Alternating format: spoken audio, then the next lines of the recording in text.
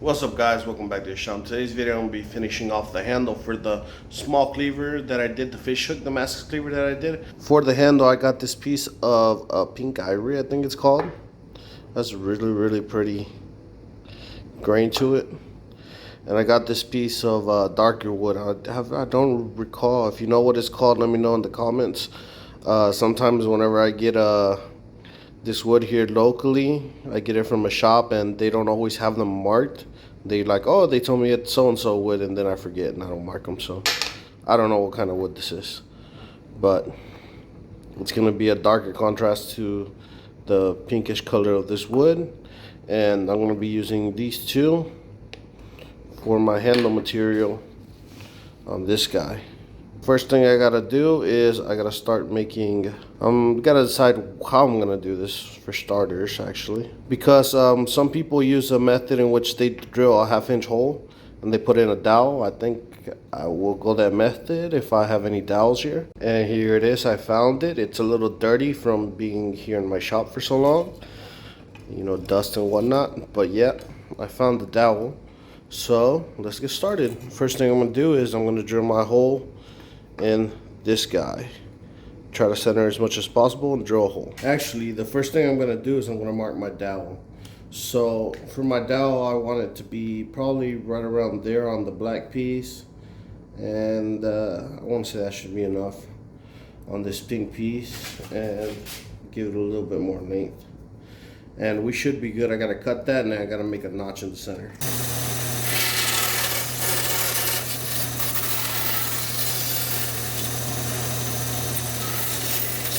And that should do just fine. And before I get any farther into build, if you guys know other methods or things that will make this simpler for me, please do tell me in the comments down below. I've never done this before. I'm experimenting as I go on. So if you do this on a regular and you're like, oh, it's easier to do this or that, please let me know in the comments down below. I would really appreciate that. And anybody else who doesn't know would appreciate that as well. All right, let's keep going. And these blocks have already been straightened out. I went to my brother's shop and I straightened them out on his saw, so everything is relatively straightish and square. That way I could get them to fit nice and evenly. So I did that ahead of time. So now I'm gonna mark the center point on these guys.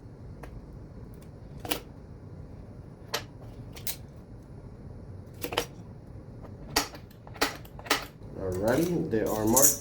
They don't have to be exact because, like I said, I'm going to be taking a lot of material off. But as long as they're close enough, and it's going to look good. So now I'm going to drill my 1/2 inch hole. Actually, I'm going to drill a 1/8 hole first.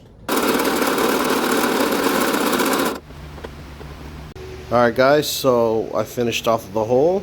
It's not as perfect as I wanted, but it's definitely towards the same side on both sides that I marked. So good enough for me. It got stuck, so I had to use the regular hand drill to pop it out because this wood is very oily, so it caused it to clog up and get stuck. But we're good to go. Time to move on to the 1/2 inch drill bit.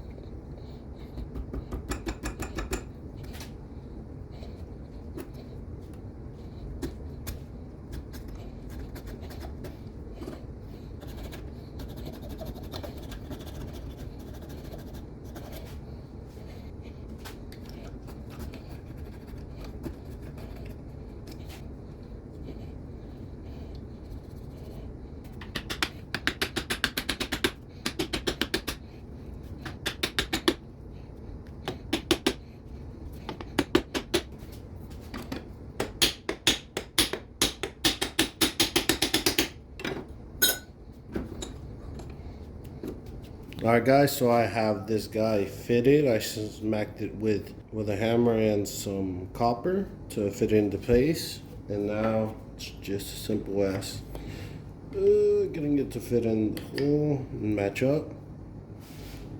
Obviously it needs a little bit of glue, but other than that, we're looking pretty good. Next thing, I'm gonna make sure these two ends mate nicely. Next thing, I'm gonna actually put some wax on the tang and glue up. That way I can pull the tang out and let that hold together. That way we have one solid handle so we can start shaping.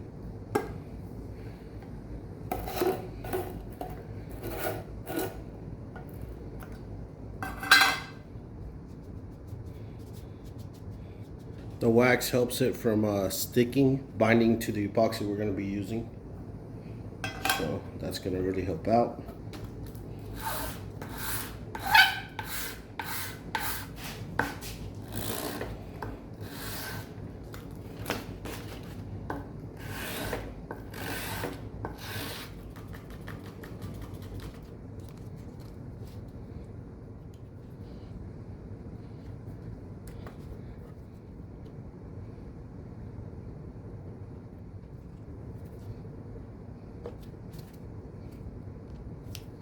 Alrighty. I notched out this clamp so that it would fit a little bit further in the tank so it could hold down better. And that's making a mess, but that is okay.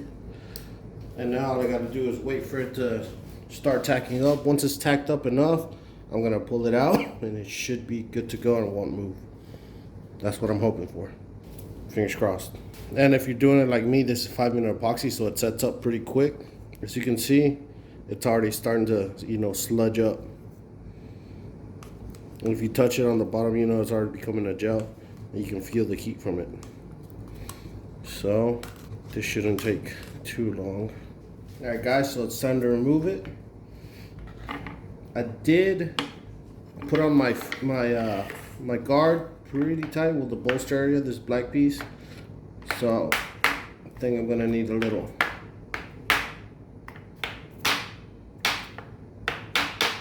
extra help to get this guy off.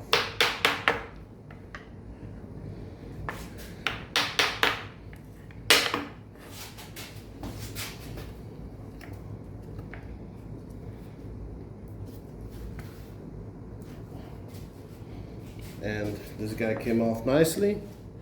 Now I gotta clean up the tang, make sure none of that epoxy dries on. But as soon as I popped it out a little, it released and the rest came out like butter. That's why it's important to wax it. That way it doesn't get stuck on. And I'm just gonna let that dry until tomorrow. All right guys, so it is the next day. So it's time to do this guy.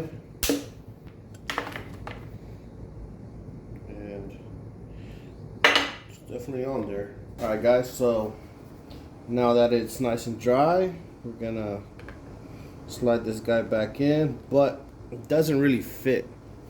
So to make it go in all the way and fit exactly, I'm gonna heat up the tang and I'm gonna do a burn through to push it all the way in, and then we'll have a perfect fit for our tang, and then we'll start making this the right size and shape based on what our dimensions are for this guy.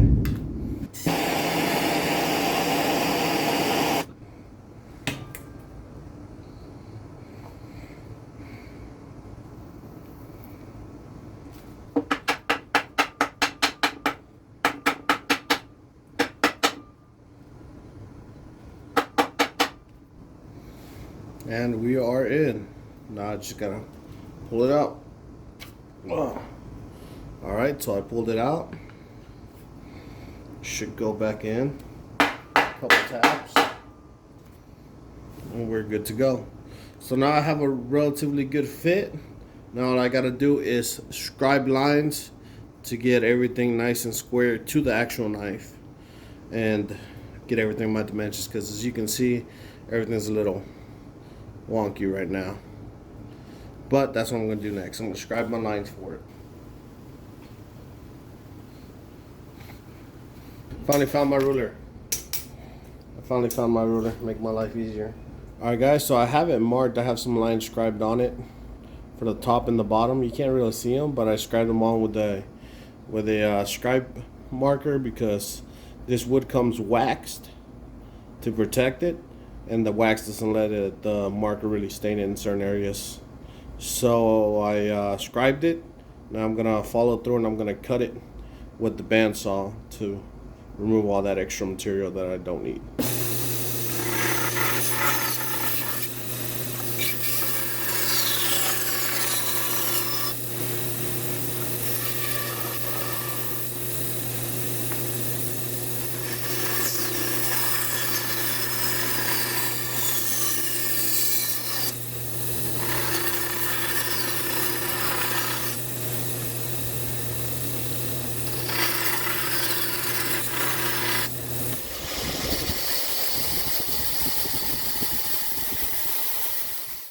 Alright guys, so the handle is pretty much roughed in. The rest I'm going to take it by hand with sandpaper and whatnot. Goes in good. It's very nice. It has I put a slight taper on it. I still have to round out these edges.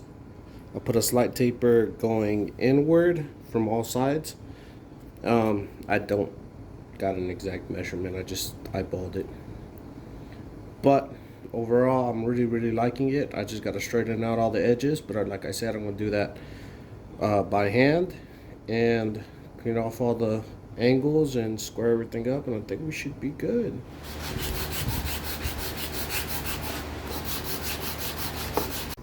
Alright, so the handle is sanded. It's only up to a 220, but it feels pretty comfortable. But I think I'm going to do a small hex on it, which pretty much I'm just gonna angle these sides in a little bit, just a tad, just to make it a little bit more closer to round than it is square, because it is feeling pretty square. Though it's comfortable in my hand, that doesn't mean it's gonna be comfortable in other people's hands. So I'm gonna hex it a little and sand it again.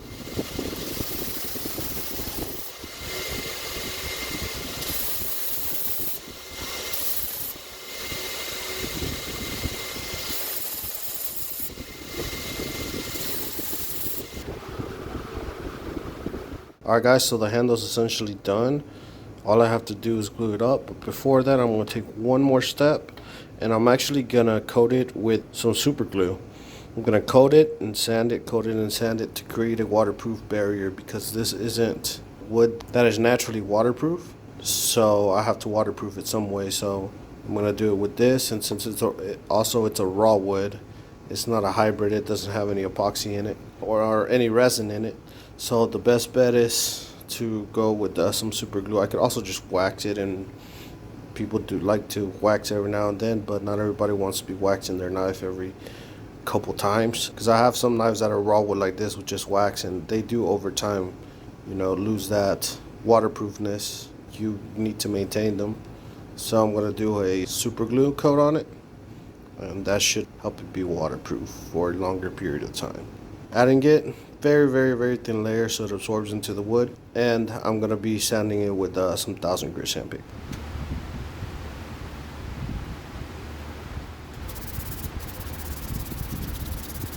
Alright guys, so I have everything prepped now. It's time for glue up. I taped up my handle to make sure I have the least amount of cleanup, and I taped up the majority of my tang, not my tang, but you know, the closest part the knife will get to, and notched it out a little bit to help it grab onto the epoxy, and we're good to go. It's time to glue up. Don't need too much epoxy, but I'd rather mix in a little bit more than I need than not have enough. But this should really not take very much epoxy. Don't be shy with epoxy, because whatever you got extra in there is gonna get pushed out anyway, so it's better to have too much than not enough.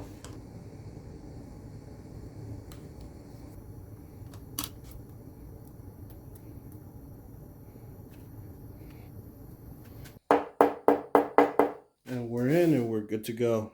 Now all that's left is to let it dry, and we are good to go. All that's left.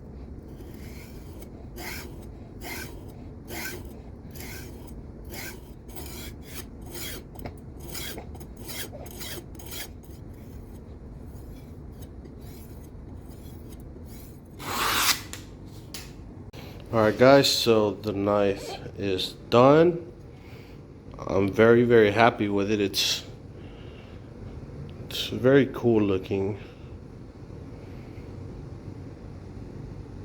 I'm very happy with the results. I wish that had not pushed over so much, you know, the black from the center core, but it's okay. The powder and the actual fish hooks are high carbon. I found that out. So it's a hardenable edge. It's all good.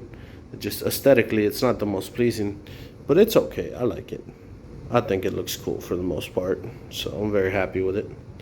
I just got to give it another coat of wax, make sure it's all fully protected. As I put on the handle, I mess with it a little bit with the acetone, so might take the wax off, so I gotta re-wax it. But other than that, I'm very happy with it. I really like the handle. I might do this kind of handle more often. I find it very difficult to do, but I would imagine that with practice it'll obviously get easier. But I like the octagonal over to a square handle. I like the feel of it, I like the look of it, and overall I'm very happy with this build. Alright guys, so this will be available in the next upcoming weeks or days, unless somebody hits me up and wants it beforehand. Be sure to check out my website in the description down below. That's where I have the knives that are available. Some are there and some are not, and I should update that soon. That's a good way to help support me and be able to make more knives and buy more materials and stuff, because this stuff is not cheap. And also, if you would like to support me in another way, a free way, you can always like, comment, and subscribe. That's completely free. That really helps out the channel grow a lot, which helps out everything in general. So if you do that, I greatly appreciate it. I'll catch you on the next one. Peace.